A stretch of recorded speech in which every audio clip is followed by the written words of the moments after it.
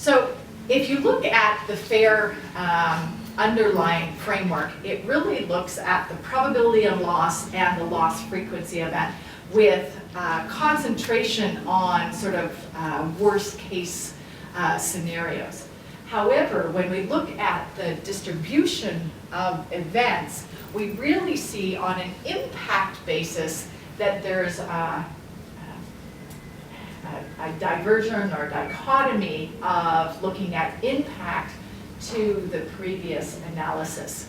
And so what we're focusing with under quantum is really those low likelihood and high severity incidences that are under the systemic end of the fat tail.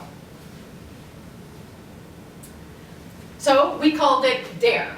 So based on FAIR, and it's really looking at a cyber quantification methodology that focuses on the impact of cyber loss events and really helping organizations to make more and better decisions. One of the challenges of chief risk officers and CISOs is they go to the board and they're always asking for more money. And so, of course, the board is then saying, well, you know, what is the offset or the downside of that wanting more money? And unlike credit risk and market risk, where you had quantification of what your potential expected loss, what your unexpected loss would be, what your capital protection loss should be, they didn't have those quantification figures. So that's what DARE is really trying to do.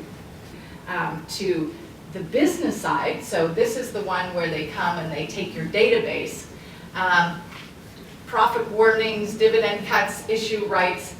If we think about Equifax and their hack, and so if you think of any of the large organizations, the type of business risk that could incur.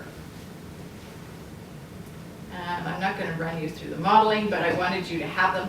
And then to systemic losses. And unfortunately, or fortunately for academics like me, we have the WannaCry systemic risk.